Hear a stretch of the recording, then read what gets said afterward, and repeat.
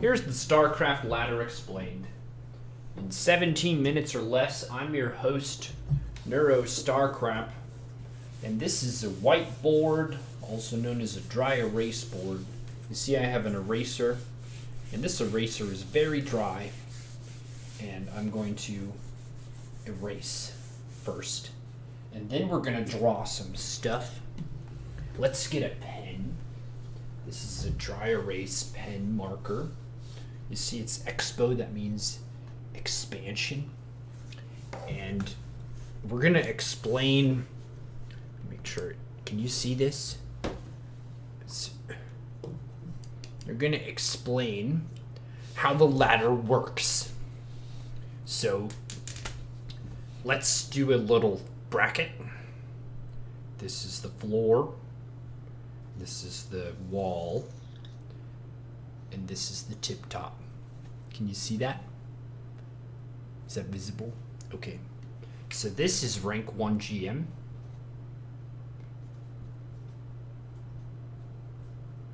GM rank 1 up here at the top. You see this here. And this is rank 100 bronze.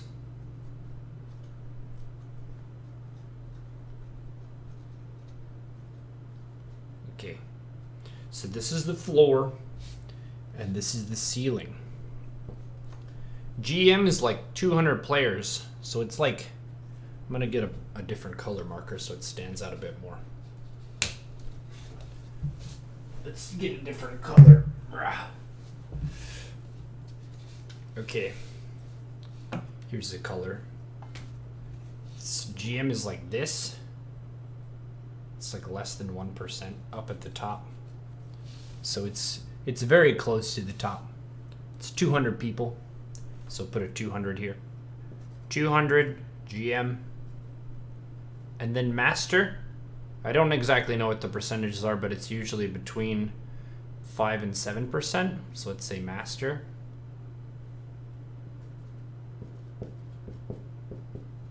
This master. All right. And then right now we have master broken up into 3 pieces. So this is 1, 2, 3. So the lower the number, the higher you are in the league. Can you see this? 1, 2, 3. So there's Masters 1, Masters 2, and Masters 3. Masters 1 is the closest to GM.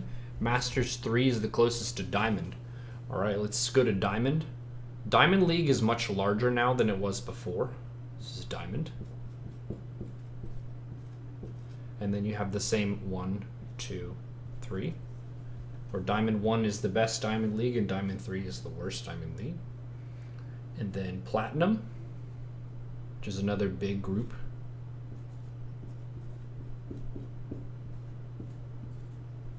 There's 1, 2, 3. The 1, 2, 3s are new. They didn't have those before. And basically the reason that Blizzard added these 1, 2, 3s is so that people get a little bit more frequent feedback of when they're getting better. Because if they didn't have the 1, 2, 3s, for you to move from one league to another could take months. For some people it would take a year or something. And it's not very motivating if you never get that amazing, exciting promo screen more than once a year or whatever. So this was a way of letting people know, hey, you've gotten a little bit better. Maybe you didn't get all the way into the next league, but we're just going to chop them into 3, so you did. Good job. So that's Platinum. And then there's Gold. And there's 1, 2, 3. And then Silver.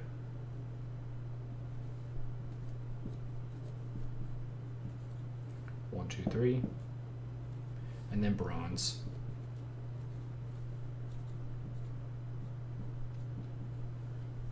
Bronze right now is really small. I think it's around the size of Masters or something, or maybe even smaller. Mainly they're trying to get people who are learning and getting the basics and getting a build order just out of the bottom league really quick, just so kind of know how good they are. It also keeps these people safer from Smurfs, because some people will try and artificially lower their account to beat up on people, and you have to get down there if you want to beat up on bronzies, which is mean anyway. So if you're doing that, like, stop it. So this is the StarCraft 2 ladder at the moment. There's a little bit of a debate about whether the other servers, if there's like difference in difficulty between the servers. So there are 4 servers, actually 5 servers. Let's move this over here. 5 servers. You've got Korea, which is known as the Asia server. Korea is the hardest, but the only real difference is in like High Masters and GM. The rest of the leagues are the same. But Korea's the hardest, and then EU is next hardest, and then NA, we call it NA, but Blizzard calls it Americas. There's a Brazil server attached to it now and an Australia server. So the NA calling it thing is more of a tradition, but it's the Americas and Australia server. And then there's China server, which you can't connect to unless you're in China. I guess you could VPN maybe, but it would just be awful ping, so why would you do that? And then there's Southeast Asia server. This is kind of like the ghost town of StarCraft. Nobody lives there, but it's got like a little town, and you can get into leagues, but you have to wait like 4 hours to get a match. So nobody really goes there unless they're like just wanting to visit the ghost town. Part of the reason they added the Australia server to NA was because they wanted Australians to be able to find games faster and also give them good ping some of the time, I guess. So that's kind of the ladder. Are there any other questions about how the ladder works?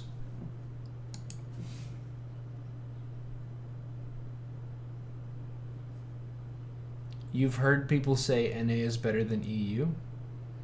Nah. I don't really think it's that debatable. The population size between NA and EU is pretty drastic. So if you were to do the order of population, so this is skill, I guess, and this is population, it's EU. My arm's in the way. EU, and then NA, and then KR. I don't actually know what the population of the China server is, but I'm guessing it's way more than Southeast Asia. So we'll just put it there.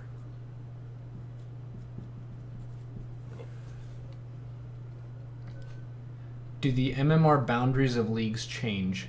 Yes, historically they've changed a lot, which can be confusing because sometimes they'll lower the bar for master, and a bunch of people will get master and they'll get really happy and excited when they didn't necessarily improve.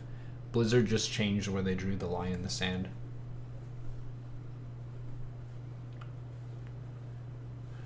What skill level does that become relevant? The skill difficulty difference? That's like the upper end of Masters 1. But if you're in Masters 2 or below, there isn't really a difference.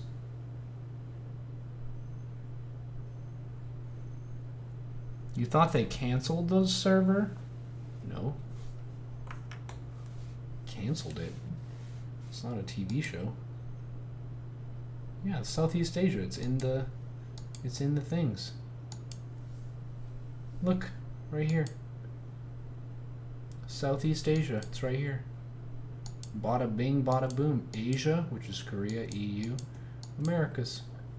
Bam.